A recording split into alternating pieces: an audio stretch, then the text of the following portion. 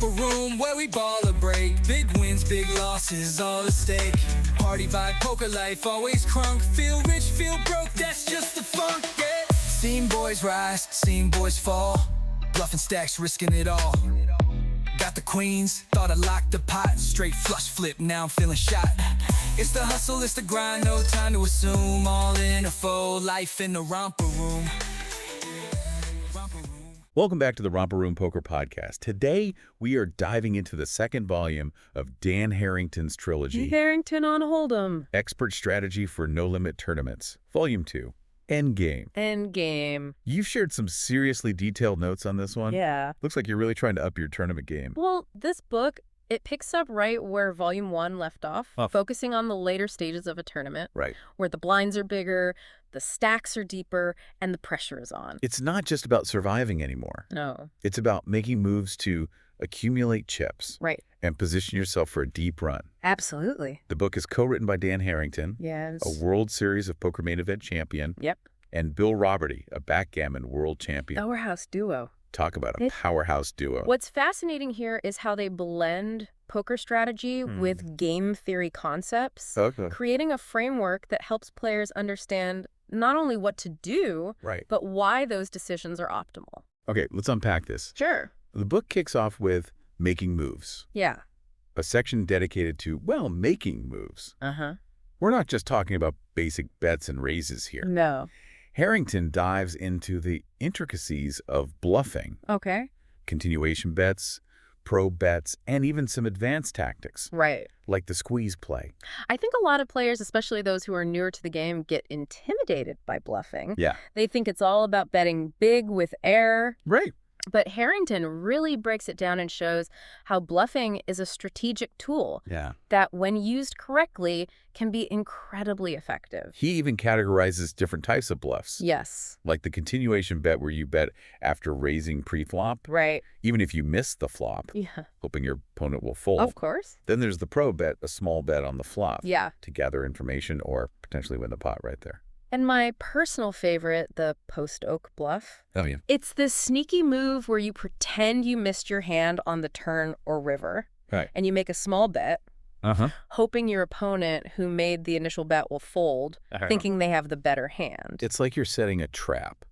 Exactly. Luring them into a false sense of security. Yes. I can see how that could be very effective against certain players. Yeah. Especially those who are prone to overplaying their hands. Exactly. And Harrington provides specific examples of when each type of bluff is most effective. Okay. Emphasizing the importance of reading your opponent. Yeah. And understanding their tendencies. But it's not just about bluffing.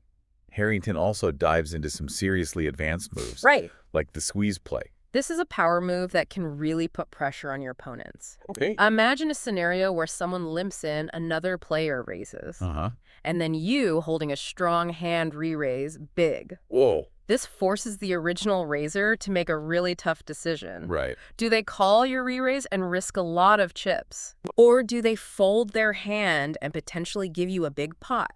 That sounds pretty intimidating, especially if you're on the receiving end. It can be. You need to be pretty confident in your hand. Absolutely. And your read on the other players. Yes. To pull off a move like that. The squeeze play isn't for the faint of heart.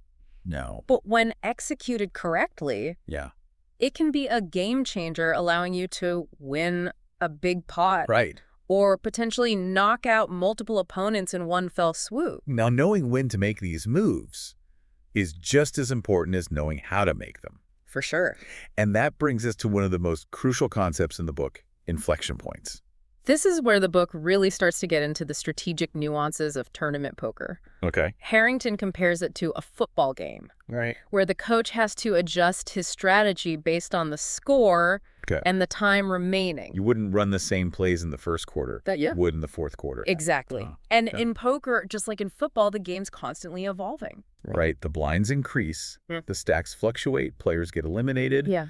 And the pressure mounts. Yeah. Harrington emphasizes the importance of recognizing these inflection points and adapting your strategy accordingly. He uses the analogy of a football game to illustrate how your poker strategy needs to change based on the circumstances. Yes. For example, if you're playing in the early stages of a tournament with deep stacks, you have more room to maneuver, and can be more patient with their hand selection. Yes. But as the tournament progresses, the blinds increase, the stacks get shallower. Right. And you're forced to make tougher decisions with a wider range of hands. Exactly. It makes sense as the tournament progresses. Yes. The risks and rewards become amplified. They do. And to help players navigate these changing dynamics, Harrington introduces the concept of M, which is a metric used to measure your stack size relative to the blinds and antes. Yes. Think of it like your poker lifeline telling you how much breathing room you have. M represents the ratio of your chip stack to the current blinds and antes. Okay. A high M means you have a lot of chips relative to the blinds and can play more loosely. Right. A low M means the blinds are eating away at your stack, and you need to tighten up your play and look for opportunities to make a move. So as your M shrinks, you realize you can't play as loosely. Yes. You might have to fold a hand. You normally play in the early stages because the risk of losing those precious chips is too high. Absolutely. It's about survival and picking your spots carefully. Exactly. And Harrington breaks down the tournament into these color-coded zones based on your M, green, yellow, orange, and red. Okay. In the green zone, you've got chicks to play with. You can be more aggressive, try those bluffs we talked about, and take some calculated risks. Yeah. But as your M shrinks and you move into the yellow and orange zones, you have to become more cautious, tighten up your starting hand requirements, and really focus on maximizing value when you have a strong hand. It's like a traffic light system for your tournament strategy. It is. Green means go. Yellow means caution. Orange means slow down. Right. And red means danger. Danger. And when you hit that red zone where your M is critically low, Yeah. it's all about survival. Yes. You're playing with a very short stack. Right. The blinds are eating away at your chips, and you're often forced to make a move, You are. even with marginal hands, just to stay alive. It's a high-stakes game of survival. Yeah. Where every chip counts and every decision could be your last. As the tournament field narrows, you inevitably end up at shorter tables, which creates a whole new set of challenges and opportunities. Short-handed play is a crucial aspect of tournament poker. Yeah. Especially in the later stages. Okay. With fewer players at the table, the dynamics shift dramatically. Okay. You're involved in more pots, the blinds come around faster, and your effective M changes. Yeah. It's like the game suddenly shifts into a higher gear. And the pressure intensifies. Harrington dedicates an entire chapter to short table play, outlining specific tactics and considerations. He does. For maximizing your chances of success when the action gets tighter. He talks about how at a short table, you need to adjust your ranges and play more aggressively in general. Right. You can't just sit back and wait for premium hands because the blinds will eat you alive. Right. You need to be willing to play a wider range of hands and take advantage of any opportunity to pick up chips. He also stresses the importance of position at short tables, as it becomes even more valuable. Absolutely. When there are fewer players to act behind you. Yes. Being in late position allows you to gather more information about your opponent's holdings before you have to make a decision. So important. And of course, he dives into the nuances of cooperation play. Yes. Which, as you mentioned earlier, is a unique dynamic that you don't often see at a full table. Right. I'm still fascinated by this concept. Can you remind us how it works? Sure. Imagine you and another player both have strong hands. A third player, the short stack, shoves all in. You both might fold, knowing it's better to let the short stack bust out than risk your chips in a confrontation where one of you is likely to be eliminated as well. So in a way, you're unintentionally colluding with the other strong player. You are. To eliminate a common threat, even though you're not actually communicating or working together. Exactly. It's a subtle dynamic that emerges in shorthanded play. Yeah. And it highlights the fact that poker is as much a game of psychology and reading your opponents as it is about the cards themselves. And of course, no poker strategy book would be complete without a section dedicated to heads-up play. Of course not. The ultimate showdown. Right. Where it all comes down to you versus one other player. This is where the pressure is truly at its peak. Yeah. Harrington, with Robert E.'s expertise, dives into the intricacies of this one-on-one battle. Right. And he offers some great insights into the unique strategies that apply to this final stage. The book really emphasizes how heads-up play is almost like a different game altogether. It is. The hand rankings change. Yes. The ranges widen. They do. And the importance of aggression and reading your opponent is amplified. For sure. Every bet, every raise, every decision carries so much weight. Absolutely. One of the key things Harrington highlights is the importance of understanding hand matchups in heads-up play. Okay. He even shows how some hands that would be considered weak in a full ring game, like King 7 offsuit, can actually be a favorite against a wider range of hands heads-up. Wow. It's a reminder that you can't just rely on traditional hand rankings in heads-up situations. You have to think about the specific ranges your opponent is likely to play. You do. And how your hand matches up against those ranges. Yes. It's a much more nuanced and strategic battle.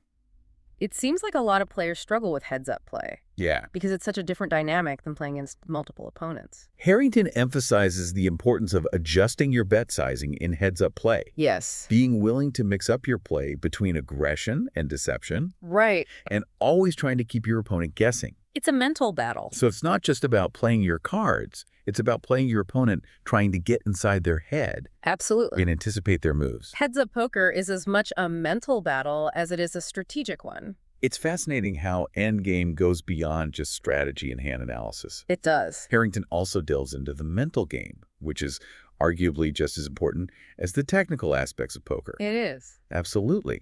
The book has this whole section on blending styles and understanding your opponents. Yes. And it's so crucial for long-term success. It's about recognizing that there's no one-size-fits-all approach to poker. Right. And that you need to develop a style that's both effective and adaptable. He breaks down different player types. He does. From the conservative to the super aggressive. And offers insights into how to adjust your play. Right. Based on the tendencies of your opponents. Yes. He even categorizes players into animals. He does. Like the mouse, the jackal, the lion, and the elephant. It's a fun way to remember. It's almost like a poker personality test. It is. So are you a lion or an elephant? Oh, I think everyone has a bit of each animal in them, but I'd probably say I'm more of a jackal. A jackal. Okay. I like to pick my spots carefully, be opportunistic, and capitalize on my opponent's mistakes. Makes sense. But the key takeaway here is that regardless of your natural playing style, the ability to adapt and adjust your game based on the constantly changing dynamics of the table is crucial. It is. The best players are the ones who can read their opponents, understand the situation, and adapt their approach accordingly. Harrington talks about the dangers of overthinking. Yes. Which is something I think a lot of poker players, especially amateurs, struggle with. It's easy to do. We try to make the perfect play every time, analyzing every situation to death and second-guessing ourselves. Sometimes the best move is the simplest one. That's such an important point. Poker is a game of incomplete information. Right. You'll never have all the answers. Yeah. So be comfortable with uncertainty. Right. Trust your instincts. Yeah. Make the best decision you can with the information you have. Oh. And don't be afraid to make mistakes. It's all part of the learning process. It is. But how do we know if our instincts are right? Yeah, that's the question. What are some tools for making those tough decisions, especially in those high-pressure situations? Well, this is where Harrington introduces a more advanced concept called structured hand analysis. Okay. Or SHAL. SHAL. It's a method for breaking down complex situations. Okay. And calculating the potential outcomes of different decisions. Okay. This sounds like it could get pretty technical. It can. Can you break it down for us? What's SHAL all about? Essentially, it involves assigning ranges of hands to your opponents. Okay. Based on their betting pattern, tendencies, and the overall context of the hand. Then you analyze those ranges and figure out the odds of winning or losing based on those ranges. So instead of just going with your gut, you're using logic and math to make a more informed decision. Exactly. It seems like it would be pretty challenging to do this in the heat of the moment. It can be. With the pressure of the tournament and the clock ticking down. It does take practice. Okay. But Harrington walks you through the process step by step. Okay. Providing specific examples and scenarios to help you grasp the concept. Right. Think of it like having a poker coach right there with you, guiding you through those tough decisions. Now, one thing that really resonated with me in this section was Harrington's emphasis on the importance of incorporating your reads on your opponents into the equation. Absolutely. It's not just about crunching numbers. It's about combining technical mastery with psychological insight. The best players are the ones who can seamlessly blend the technical aspects of the game with their understanding of human behavior. It's like having a secret weapon in your arsenal.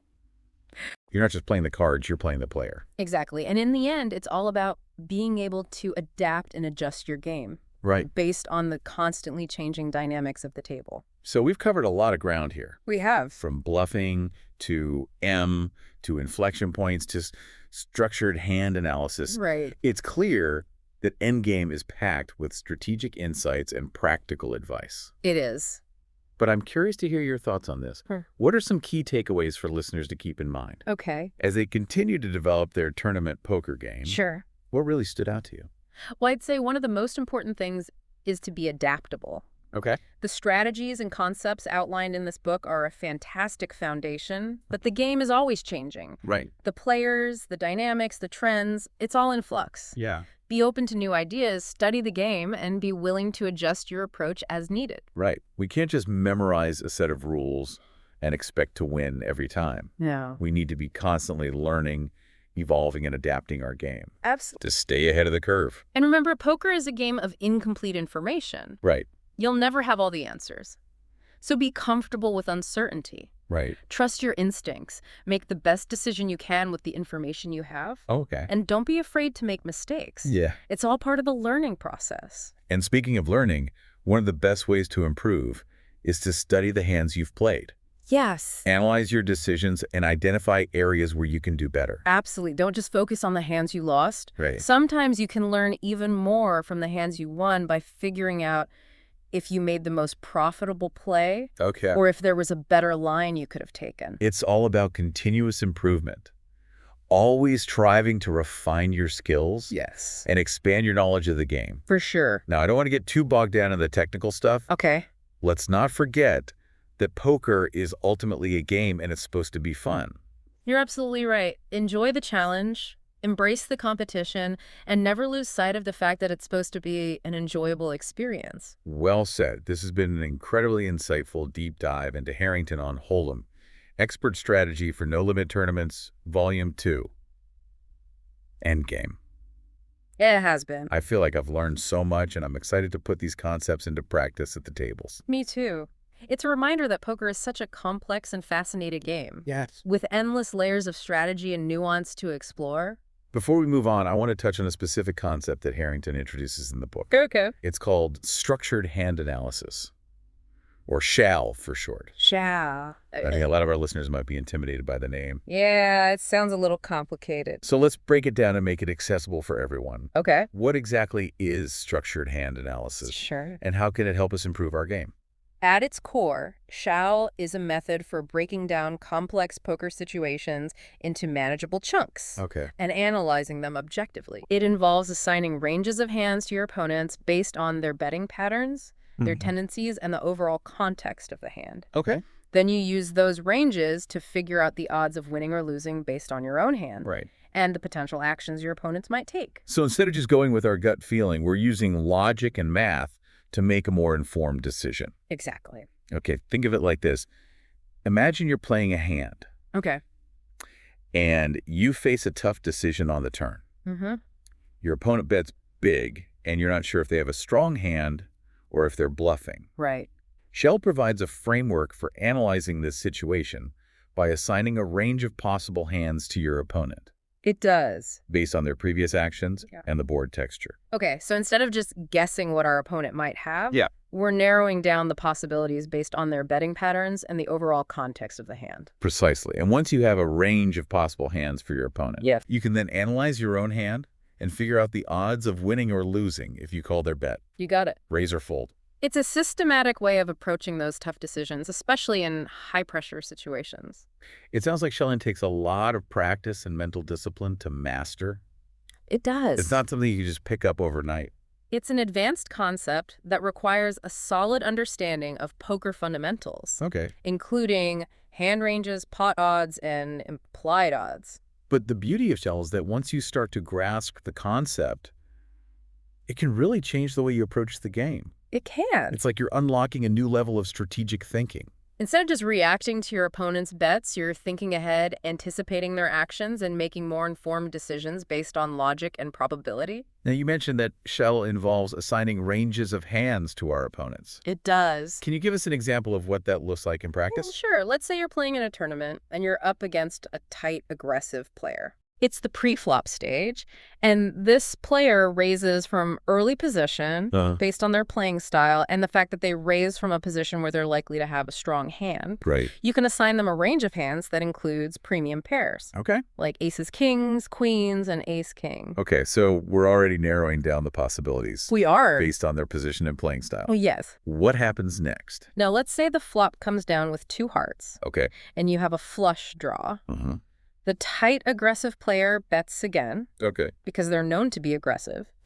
You can expand their range to include some possible bluffs. Okay. But their range is still likely to be weighted toward strong hands. Right. Including sets 2 pairs and strong top pairs. So we're constantly adjusting our opponent's range based on the actions they take. You got it. And the cards that come out on the board. It's a dynamic process that requires you to pay close attention to your opponent's betting patterns. Okay. And constantly update your assessment of their hand strength. This is starting to make a lot of sense. But I can imagine it can be overwhelming to try to keep track of all these ranges and calculations, especially in the heat of the moment. It can be a lot to process. Any tips for making shell more manageable? One tip is to start by focusing on simplified ranges. Okay. You don't need to assign a hyper-specific range to every opponent in every situation. Right. Start by breaking down your opponents into broad categories, like tight, loose, aggressive, and passive. Okay, so we're categorizing our opponents based on their overall playing style. Exactly. And then within each category, you can further refine their ranges based on their specific actions in the hand. That's the idea. This seems like a much more approachable way to start incorporating shell into our game. It is. It's about building a foundation and then gradually adding layers of complexity as we become more comfortable with the concept. Exactly. And remember, shell is just one tool in your poker arsenal. It's not a magic bullet that will guarantee you wins, but it's a valuable framework for making informed decisions and improving your overall game. It's like having a roadmap to navigate those tricky poker situations. Well said. And just like any roadmap, it's important to remember that it's just a guide.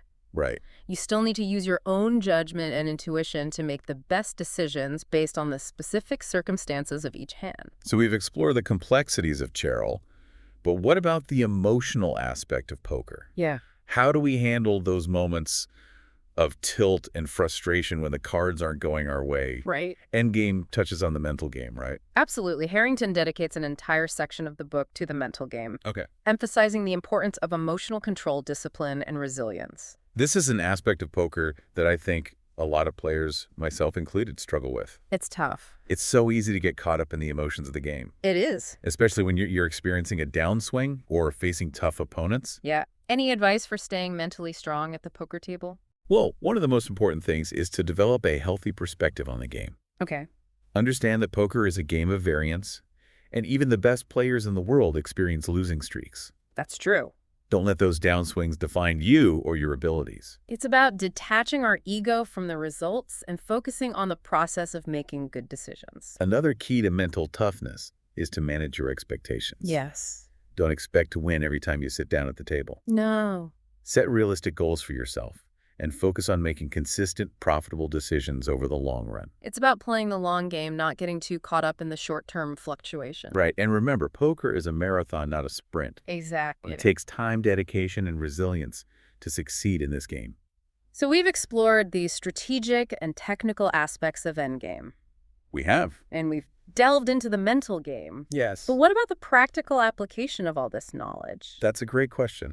How can we take these concepts from the book and actually apply them at the poker table? Well, one of the best ways to bridge the gap between theory and practice is to start by focusing on 1 or 2 concepts at a time. Okay. Don't try to implement everything you've learned from the book all at once. Right. That's too much. That's a recipe for overwhelm and frustration. It is. Instead, pick one concept that resonates with you. Okay. Like M or inflection points. Yeah. And consciously try to apply it in your next few poker sessions. So we're essentially breaking down the book into bite-sized chunks. Yeah. And focusing on mastering one concept at a time. Exactly. It's like learning any new skill. Right. You wouldn't expect to become a concert pianist overnight by trying to learn every piece of music ever written. You wouldn't. You'd start with the basics, master the fundamentals, and gradually build your repertoire over time. It takes time. That makes a lot of sense. It does. It's about creating a solid foundation and gradually building upon it. Another tip for applying these concepts is to pay close attention to your own game. Okay. Take notes on your hands. Analyze your decisions and look for patterns in your play. Okay. Where do you tend to make mistakes? Right. What situations are you most comfortable in?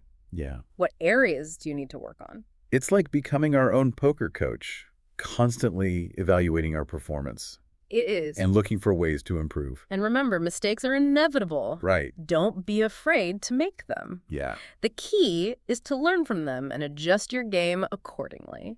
So it's all about continuous improvement, always striving to refine our skills and expand our knowledge of the game. It is. Okay. Okay. Good. Okay. Right. Right. Right. Uh-huh. Uh-huh. Right. Okay. Okay. Right. Yes. Right. Yes. Uh-huh. Okay. Yeah. It is. Okay. Yeah. Okay. Okay. Right. Right. Oh, Right. okay. We are. Okay. Okay. Okay. Yeah. Right. Okay. Okay. Right. Yeah. We were Ecker. Okay. Okay. Okay. Read. Right. Read it. Okay. Okay. Okay. Good. You know how grab it can Right. be a lot to process. Okay. Okay. Exactly. Okay. Okay. Okay. Right? Okay. It does. That is It good. can be. Okay. It does take practice. Okay. Right. Right. Okay. Also, this. Right. Okay. Okay. Expert speaker. Welcome back, everyone. You know, one thing that struck me as we were discussing ranges earlier Yeah. is how crucial it is to adjust our own ranges Mm-hmm. based on our opponent's tendencies. That's a brilliant observation. Yeah. It's not enough to simply understand our opponent's ranges. Right. We need to use that information to adapt our own strategy. Like if we're up against a super tight player who only plays premium hands, Right. we can't be playing loose and calling their raises with marginal holdings. Exactly. We need to tighten up our own ranges and wait for those premium hands as well. Right. Or find those opportune moments to bluff them when we sense weakness. And on the flip side, if we're up against a loose, aggressive player. Who's betting and raising with a wide range of hands? Right. We need to adjust our strategy accordingly. Absolutely. We can't be afraid to call their bets with decent hands. Right. Or even re-raise them to put pressure on their wider ranges. It's all about being adaptable and adjusting our game based on the specific opponents we're facing. Right. Endgame really emphasizes the importance of being a thinking player, constantly analyzing our opponents and adapting our strategy to exploit their weaknesses. It does. You know, one of the things I've always struggled with is knowing when to bluff. That's a common challenge for a lot of players. Bluffing is an art form in poker.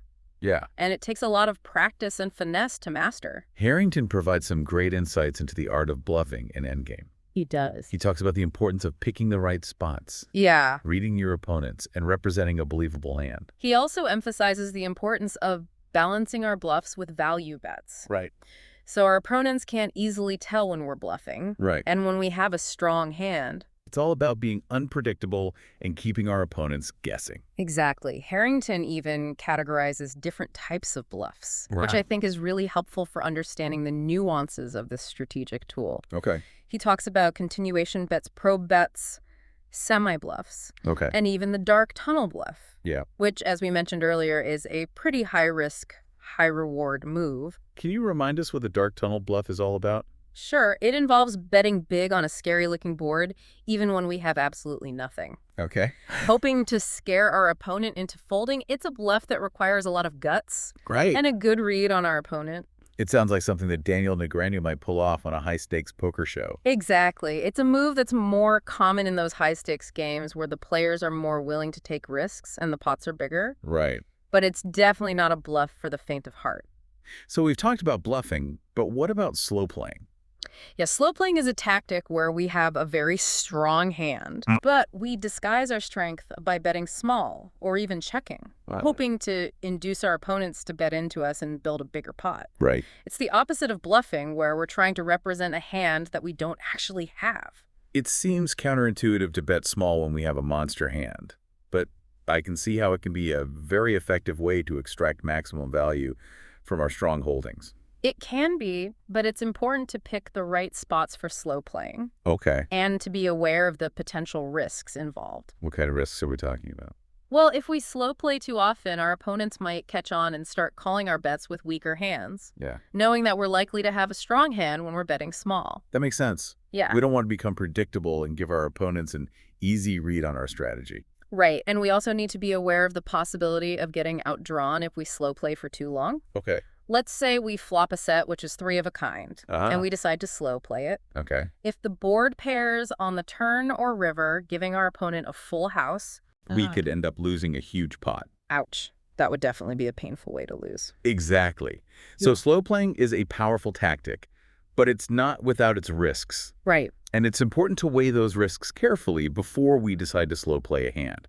Harrington provides some excellent guidelines for when slow playing is most effective. He does. And when it's best to avoid it altogether. He also emphasizes the importance of understanding our opponent's tendencies when we're considering slow playing. Okay. If we're up against a player who's very aggressive and prone to bluffing, slow playing can be a great way to trap them and win a big pot. Okay. But if we're up against a player who's very passive and only bets when they have a strong hand, slow playing might not be the best approach. It all comes back to that concept of adaptability. It does. Constantly reading our opponents and adjusting our strategy based on their tendencies. Endgame really drives home the point that poker is a game of constant observation, analysis, and adjustment. You know, one of the things that makes Endgame such a valuable resource is that it goes beyond just strategy and hand analysis.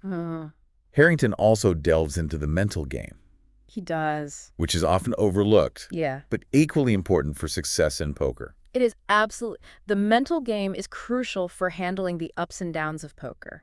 Right. Staying focused under pressure and making rational decisions even when the cards aren't going our way. Harrington talks about the importance of emotional control, discipline, and resilience in Endgame. Yes. He even dedicates a whole chapter to tilt. He does. Which is that state of mental and emotional frustration right. that can lead to poor decision-making. Tilt is the enemy of any poker player, and it can quickly derail even the most skilled and experienced player. I know from personal experience how destructive tilt can be. Oh, yeah. I've had sessions where I've lost big pots, made terrible calls, and generally played like a complete maniac, all because I let my emotions get the better of me. We've all been there. It's important to recognize the signs of tilt. Yeah. And take steps to prevent it from happening in the first place. Right. Harrington provides some great tips for managing tilt, including taking breaks, practicing mindfulness, and focusing on the long-term goals rather than short-term results. It's about recognizing that poker is a game of variance, and even the best players in the world experience losing streaks. Yes. It's how we handle those downswings that ultimately determines our success in the long run. Absolutely. The ability to stay calm, composed, and focused, right, even when we're facing adversity, is what separates the great players from the good players. Harrington also talks about the importance of bankroll management. He does. Which is something that a lot of players, especially beginners, overlook. It's easy to overlook, but it's so important. Bankroll management is crucial for ensuring that we don't go broke playing poker. It is. It's about setting aside a specific amount of money that we're comfortable losing and only playing at stakes that are appropriate for our bankroll. It's like having a safety net to protect ourselves from those inevitable downswings that every poker player experiences. Exactly. If we're constantly playing at stakes that are too high for our bankroll, we're putting ourselves at risk of going bust and having to start all over again. Harrington recommends having a bankroll of at least 20 buy-ins for the stakes we're playing. That's a good rule of thumb to follow. It is. It gives us a cushion to absorb those losing streaks and allows us to play our best game without worrying about going broke. So we've explored the strategic, technical, and mental aspects of Endgame. We have. But what about the practical application of all this knowledge? Right. How do we actually take these concepts from the book and apply them at the poker table? That's the million-dollar question. Yeah. It's one thing to read about poker strategy and understand the concepts in theory. Yeah. But it's another thing altogether to put that knowledge into practice. It is. And execute it effectively at the table. It can be overwhelming to try to remember everything we've learned and apply it all at once. Absolutely. One of the best ways to bridge the gap between theory and practice is to start by focusing on 1 or 2 concepts at a time. Don't try to implement everything you've learned from the book all at once. Right. So we're breaking down the book into bite-sized chunks and focusing on mastering 1 concept at a time. Exactly. Pick one concept that resonates with you, like M or inflection points, and consciously try to apply it in your next few poker sessions. That seems like a much more manageable approach. It is. Than trying to overhaul our entire game overnight. And it's also important to be patient with ourselves. Right. Learning to play poker at a high level takes time, dedication, and a lot of practice. Yeah. Don't get discouraged if we don't see results immediately. It's like learning any new skill. It is. It takes time and effort to master. Another helpful tip is to find a study partner. Or join a poker forum or community where we can discuss hands and hurt and get feedback on our play and learn from other players. That's a great idea. It's always helpful to have a support system and a community of like-minded individuals who share our passion for poker. And of course, we can always go back and reread Endgame multiple times. Yeah, each time gaining a deeper understanding of the concepts and strategies. It's like having a poker coach in our back pocket, always there to provide guidance and support. Endgame is truly an invaluable resource for any serious poker player who's committed to improving their game. You know, as we're discussing all these concepts and strategies from Endgame, it's striking me just how complex and nuanced poker really is. It's true. There's so much more to poker than meets the eye. Yeah. It's a game of strategy, psychology, observation, and mathematics all rolled into one. It's like a giant puzzle, and we're constantly trying to put the pieces together Right. to understand the dynamics of the game and to outwit our opponents. And that's what makes poker so challenging and rewarding. Yeah. It's a game that we can never truly master. Right. But we can always strive to improve and refine our skills. I think that's a great point to transition into our next topic. Okay. Which is about identifying those areas where we need to improve. Self-awareness is crucial for growth and development in poker, just like in any other aspect of life. Harrington emphasizes the importance of hand review in Endgame. He does. He encourages players to take the time to analyze their hands, identify their mistakes, and look for ways to improve their decision-making process. Hand review can be a painful process. It can. Especially when we're reviewing those hands where we made costly mistakes. Right. But it's also an incredibly valuable learning experience. It's about turning those negative experiences into positive learning opportunities. Exactly. By reviewing our hands, we can identify patterns in our play, recognize our weaknesses, and develop strategies for overcoming those weaknesses. There are a lot of different tools and resources available for hand review. There are. Including poker tracking software, online forums, and even personal coaching. The key is to find a method that works best for us. Right. And to be consistent with our hand review process. We can't just expect to magically improve our game without putting in the effort to analyze our mistakes and learn from them. Right-hand review is like studying for a test. The more we review our hands and analyze our decisions, the better equipped we'll be to face similar situations in the future. Right. And make more profitable plays. You know, one of the things that I found helpful for hand review is to discuss my hands with other poker players. That's a great strategy. It's always helpful to get a fresh perspective on our play. Yeah. And to hear different viewpoints on how we could have played a hand differently. Sometimes we might be so focused on our own line of thinking that we miss obvious mistakes or alternative lines of play that another player can easily spot. It's like having a second set of eyes to help us see the game from a different angle. Exactly. And it can be incredibly helpful to discuss hands with players who are more experienced than us. It can. As they can provide valuable insights and guidance. It's like having a mentor to guide us on our poker journey. Well, I think we've covered a lot of ground in this part of our deep dive. Yeah. We've explored the complexities of bluffing, slow playing, and tilt management. We've discussed the importance of bankroll management and hand review. And we've emphasized the importance of adaptability, constant learning, and self-awareness. It's been a fantastic discussion, and I hope our listeners are feeling inspired and motivated to take their poker game to the next level. Before we wrap up this part of our deep dive, I want to touch on one more crucial aspect of poker that Harrington addresses in Endgame. Oh, interesting. What aspect is that? It's the concept of game selection. Okay. Which is often overlooked, but can have a significant impact on our overall profitability. That's a great point. Game selection is all about choosing the right games to play in. Right. The ones where we have the best chance of winning. It's like choosing our battles wisely. Exactly. We wouldn't want to walk into a high-stakes poker game with a bunch of seasoned pros if we're just starting out, would we? Definitely not. We'd be setting ourselves up for disaster. Right. Game selection is about finding games where we have an edge over our opponents. Whether it's due to our skill level, our experience, or simply the overall weakness of the competition. So how do we go about finding those profitable games? What are some factors to consider? One of the most important factors is the skill level of the other players at the table. Okay. If we're consistently playing against players who are better than us, Right. we're going to have a hard time winning. It's like trying to climb Mount Everest without any training or equipment. Exactly. We want to find games where we have a reasonable chance of winning. Right. Where the competition is at or below our skill level. Another important factor is the overall atmosphere of the game. Do the other players seem friendly and relaxed? Yeah. Or are they tense and aggressive? That's a great point. We want to find games where the atmosphere is conducive to learning and enjoyment. Right. If the other players are constantly berating each other, throwing chips around, and generally creating a hostile environment, it's probably not a good game to be in, even if the competition is weak. Right. Poker's supposed to be fun, and we don't want to be surrounded by negative energy and bad vibes.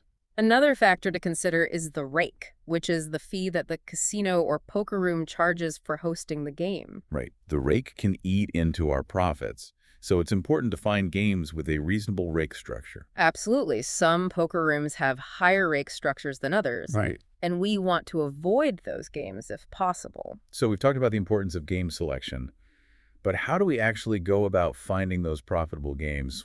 Where do we start? One option is to talk to other poker players and ask for recommendations. Okay, it's like getting insider tips from the locals. Exactly. Experienced poker players often have a good sense of which games are the softest and most profitable. Another option is to scout out different poker rooms and observe the games before we sit down. It's like doing our due diligence before making an investment. Exactly. By observing the games, we can get a sense of the skill level of the players, the overall atmosphere and the rake structure. And of course, with the rise of online poker, we have a whole world of games at our fingertips. Online poker offers a vast selection of games from micro stakes to high stakes. It does. And we can easily find games that fit our skill level and bankroll. But it's important to be cautious when playing online poker, as the competition can be very tough, and there are also security risks involved. That's a good point. We should only play on reputable online poker sites that have a proven track record of fairness and security. Absolutely. So we've explored the concept of game selection and the factors to consider when choosing a game. We have. It's a crucial aspect of poker that can significantly impact our overall profitability. Now let's move on to another important topic that Harrington discusses in Endgame, which is table image. Ah, yes. Table image. It's all about the perception that other players have of us at the poker table. It's like our poker persona. Exactly. Our table image can influence how other players react to our bets, raises, and bluffs. For sure, if we have a tight, aggressive image, our opponents might be more likely to fold to our bets, even if we don't have a strong hand. Right. And if we have a loose, passive image, our opponents might be more likely to call our bluffs or raise us when we have a weak hand. So how do we cultivate a favorable table image? It starts with our overall demeanor at the table. Like our body language, facial expressions, and even our choice of words. Exactly. We want to project an image of confidence and competence. Right. Even when we're not feeling particularly confident. We don't want to give away any tells that might reveal the strength of our hands. Right. Our table image is like a shield that protects us from our opponent's attempts to read us. But it's not just about our demeanor. It's also about our betting patterns. Absolutely. If we're consistently betting big when we have strong hands and checking, or betting small when we have weak hands, our opponents will eventually catch on and exploit our predictability. Right. So we need to mix up our play and keep our opponents guessing. Exactly. We want to be unpredictable and make it difficult for our opponents to put us on a hand. Harrington suggests varying our bet sizing, using different betting lines, and even occasionally bluffing with weak hands to keep our opponents off balance. It's all about creating a mystique around our game. So we've explored the concept of table image and the factors that contribute to it. We have. It's a powerful tool that can give us an edge over our opponents. Now let's delve into another crucial aspect of poker strategy, which is understanding the concept of position.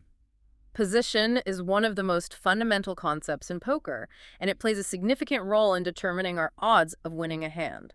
Can you explain what you mean by position in the context of poker? Sure. In poker, position refers to our seating arrangement at the table relative to the dealer button. So the player who is in the dealer position has the best position. Right.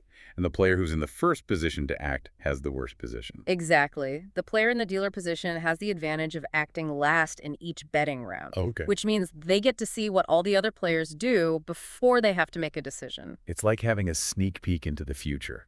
Right. The player in the dealer position can use this information to their advantage, Right. adjusting their bets and raises and bluffs based on the actions of the other players. So the later our position, the better. Generally speaking, yes. The later our position, the more information we have. Okay. And the more control we have over the hand. Harrington emphasizes the importance of playing a tighter range of hands in early position. He does. And a looser range of hands in late position. That's a good rule of thumb to follow in early position. We want to be more selective with our starting hands. Okay. Because we have to act first and risk more chips if we're called. Right. We don't want to get caught in a big pot with a weak hand when we're out of position. Exactly. In late position, we can afford to play a wider range of hands. Right. Because we have the advantage of seeing what the other players do before we have to act. So position is all about maximizing our advantage and minimizing our risk. Absolutely. It's one of the most fundamental concepts in poker, and understanding it is essential for success in the game. You know, one of the things that I've always found helpful for understanding poker concepts is to see them illustrated with real-life examples. That's a great idea. Examples can really bring the concepts to life. Yeah. And make them easier to grasp. Let's take the concept of position, for example. Okay. Can you give us a specific scenario that illustrates how position can impact the outcome of a hand?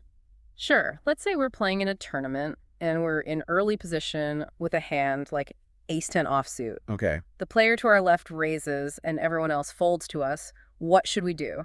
Well, Ace-10 offsuit is a decent hand, but it's not a premium hand, and we're in early position. I'd probably fold. That's a good decision. Folding is the right play in this situation because we're out of position and facing a raise. Okay. Even if we call the raise and hit a pair on the flop, we're still going to be playing the rest of the hand out of position, which puts us at a disadvantage. Okay, now let's rewind the scenario. Okay. And imagine that we're in late position with the same hand, Ace-10 offsuit. The player in early position raises, and everyone else folds to us. What should we do now? Now the situation is completely different. We're in late position, which gives us a significant advantage. Okay. We can call the raise and see the flop, Right. knowing that we'll be acting last on every betting round. So in this scenario, calling the raise with Ace-10 offsuit is a much better play. Exactly. Position is a powerful tool in poker, and it can dramatically impact our decision-making process.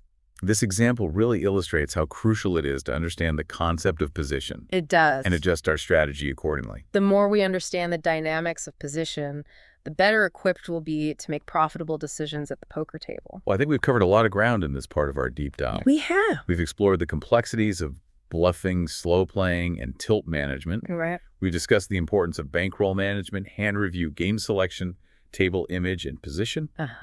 And we've emphasized the importance of adaptability, constant learning, and self-awareness. It's been a fantastic discussion, and I hope our listeners are feeling inspired and motivated to take their poker game to the next level. Before we wrap up this part of our deep dive, I want to leave our listeners with one final thought. Okay, what's that? Poker is a journey, not a destination. Okay. There's always something new to learn, a new challenge to overcome, and a new level of mastery to achieve.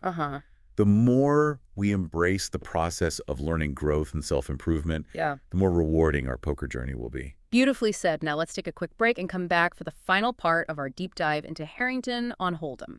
Expert Strategy for No Limit Tournaments, Volume 2, Endgame. Welcome back to the Ronk Room Poker Podcast for the final part of our deep dive into Harrington on Hold'em. Expert Strategy for No Limit Tournaments, Volume 2. Endgame. You know, as we've been dissecting all these strategies and concepts, it's clear that this book really emphasizes a holistic approach to tournament poker. Absolutely. It's not just about memorizing hand charts or mastering specific plays. It's about developing a deep understanding of the game's dynamics. Yeah. Mastering the mental game and being adaptable enough to adjust our strategy based on the constantly changing variables at the table. Harrington really drives home the point that tournament poker is a marathon, not a sprint. It is? It's about making consistent, profitable decisions over the long haul. Right. Not getting caught up in short-term results or chasing those elusive suckouts. It's about having a long-term vision for our poker journey. Right. Setting realistic goals and constantly striving to improve our skills and knowledge. And that brings us to a topic that's often overlooked, but incredibly important for long-term success in poker. Yeah. Bankroll management. Ah, yes, bankroll management. It's the foundation of a sustainable poker career. Okay. Without proper bankroll management, even the most skilled players can find themselves on a roller coaster ride of wins and losses, constantly risking going broke and having to start all over again. It's like trying to build a house on a foundation of sand. Exactly. It's just not going to last. Bankroll management is about creating a solid, stable foundation for our poker journey. Okay. It's about protecting our hard-earned money and ensuring that we have the resources to weather those inevitable downswings that every poker player experiences. So what are some of the key principles of effective bankroll management? Okay. What does Harrington recommend in Endgame? Harrington suggests having a bankroll of at least 20 buy-ins for the stakes we're playing. Okay. So, for example, if we're playing $100 buy-in tournaments, we should have a bankroll of at least $2,000. That makes sense. Right. It gives us a cushion to absorb those losing streaks and allows us to play our best game without constantly worrying about going broke. Right. Another key principle is to avoid chasing losses. Okay. When we're on a downswing, it's natural to feel frustrated and tempted to try to win back our losses quickly. Yeah. But this can lead to reckless decision-making and even bigger losses. It's like digging ourselves deeper into a hole. Exactly. When we're losing, it's important to step back, take a break, reassess our strategy, and only return to the tables when we're feeling calm, focused, and mentally prepared to play our best game. So it's about having the discipline to walk away when we're not playing our A game. Yes. And to avoid chasing those elusive wins. Another important aspect of bankroll management is to gradually increase our stakes as our bankroll grows. Okay. We don't want to jump up in stakes too quickly, as this can expose us to tougher competition and increase our risk of ruin. It's like climbing a ladder, one rung at a time. Right. We want to build our bankroll gradually, step by step, moving up in stakes, only when we're consistently winning at our current level. So bankroll management is all about protecting our poker capital. It is. Avoiding reckless risks and gradually building our bankroll over time. Exactly. It's the cornerstone of a successful poker career. Now let's shift gears a bit and talk about a topic that's both fascinating and often misunderstood. Tells. Ah, yes. Tells, those subtle cues and behaviors that can give away a player's hand strength or intentions. Yeah. It's like having a secret window into their mind. I think a lot of players, especially those who are newer to the game, get caught up in trying to spot those Hollywood-style tells like a twitching eye or a trembling hand. Right. It's easy to get carried away with those dramatic, exaggerated tells that we see in movies and TV shows. Right. But in reality, tells are often much more subtle and nuanced. Harrington talks about this in Endgame. He does. He emphasizes that tells aren't always reliable indicators of a player's hand strength. Exactly. Tells can be misleading, and it's important to consider the context of the hand. The player's overall tendencies and other factors before jumping to conclusions based solely on a perceived tell. So instead of trying to become a human lie detector, it's more about paying attention to patterns in a player's behavior and looking for deviations from their baseline. Precisely. Let's say we're playing against a player who's normally very chatty and animated at the table, but suddenly becomes quiet and withdrawn when they have a strong hand. That change in behavior could be a tell, even if it's not as dramatic as a twitching eye. So it's about noticing those subtle shifts in a player's demeanor, their betting patterns, their body language, and even their breathing. Exactly. It's about becoming a keen observer of human behavior. And using that information to our advantage at the poker table. Harrington also cautions against over-relying on tells. He emphasizes that tells should be used as just one piece of the puzzle when making decisions, not as the sole basis for our actions. Tells can be helpful. But we should never base our entire strategy on them. We still need to consider our hand strength, our position, the pot odds, and other factors before making a decision. It's about integrating tells into our overall decision-making process. Not letting them dictate our every move. Exactly. Tells can be valuable tools, but we need to use them wisely and avoid over-interpreting them. Now let's move on to another fascinating aspect of poker that Harrington delves into in Endgame, the psychology of the game. Ah, yes, the mental game of poker. It's often said that poker is a game of people played with cards, and that couldn't be more true. Right, understanding the psychology of our opponents, their motivations, their fears, their tendencies, it can give us a significant edge at the table. Absolutely. Endgame explores various psychological concepts that are relevant to poker. Including tilt over confidence, fear, greed, and the impact of ego on decision-making. Harrington talks about the importance of recognizing these psychological factors in both ourselves and our opponents. He does. He emphasizes that our emotions can cloud our judgment and lead to poor decisions, while understanding our opponent's psychological tendencies can help us anticipate their actions and exploit their weaknesses. It's like having a secret weapon at the poker table. Right. Being able to get inside our opponents' heads and understand their motivations. Harrington provides various strategies for managing our own emotions at the table. He does. Including taking breaks when we're feeling tilted, practicing mindfulness techniques to stay focused and present, and setting realistic expectations to avoid disappointment and frustration. He also encourages players to develop a poker face, a neutral expression that doesn't reveal our emotions or hand strength. It's about controlling the information we give away to our opponents. Yes. Keeping them guessing. Yeah. And maintaining a strategic advantage. Right. It's a constant battle of wits and psychological warfare at the poker table. Now let's touch on a concept that I found particularly insightful in Endgame. Okay. The idea of levels of thinking. Oh, yes. Levels of thinking. It's a fascinating concept that highlights the strategic depth of poker.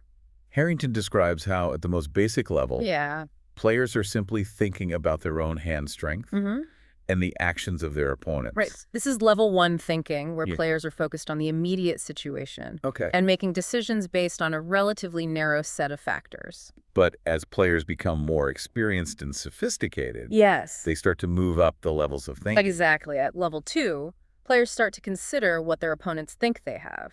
Okay. They're trying to put themselves in their opponent's shoes and anticipate their actions. It's like a game of mental chess. It is. Trying to outmaneuver our opponents by thinking one step ahead. And at level 3, players take it even further. Okay. Considering what their opponents think they have. Oh, my brain hurts just thinking about it. You get pretty mind-bending. But the point is that the best poker players are able to think on multiple levels. Right. Anticipating their opponent's actions, counteracting their strategies, and constantly adjusting their own game to stay one step ahead. It's about becoming a master strategist. It is. A poker grandmaster who can see the game from multiple perspectives and make calculated decisions that exploit the weaknesses of their opponents. Harrington encourages players to strive to reach those higher levels of thinking. Yeah. To constantly challenge themselves, to think more deeply about the game and develop a more sophisticated understanding of poker strategy. It's about pushing ourselves beyond our comfort zones and expanding our strategic horizons. Exactly. Poker is a game of infinite depth, and there's always more to learn, more to explore, and more to master. Well, I think we've covered a lot of ground in this deep dive into Harrington on Hold'em. Expert Strategy for No-Limit Tournaments, Volume 2. Endgame. We've explored a wide range of topics, from basic concepts like ranges and position to more advanced ideas like levels of thinking and the psychology of the game. It's been a fantastic journey through the strategic landscape of tournament poker, and I hope our listeners are feeling inspired and equipped to take their game to the next level. Before we wrap up this episode, I just want to emphasize one final point that Harrington makes in Endgame. Okay, what's that? He reminds us that poker is a game of constant learning and evolution. It is. The strategies and concepts we've discussed today are just a starting point. The best poker players are the ones who are constantly studying, practicing analyzing their game, and adapting to the ever-changing dynamics of the poker world. It's about embracing the journey, never settling for mediocrity, and always striving to reach new heights of poker mastery. Well said. And on that note, we'll wrap up this episode of the Romper Room Poker Podcast. We hope you've enjoyed this deep dive into Harrington on Hold'em, Expert Strategy for No-Limit Tournaments, Volume 2. Endgame. Now go out there, apply what you've learned, and crush those tables. Good luck at the tables, everyone. We'll see you next time.